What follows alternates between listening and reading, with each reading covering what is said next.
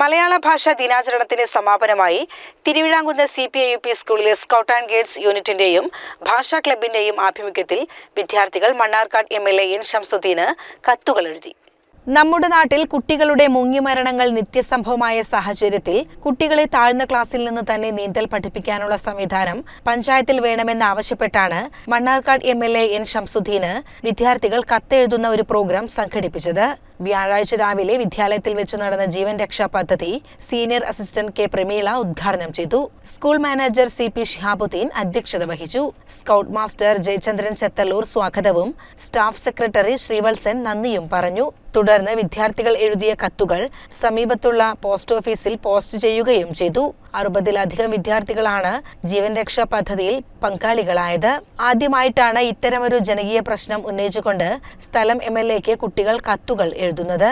CCN Chathallur.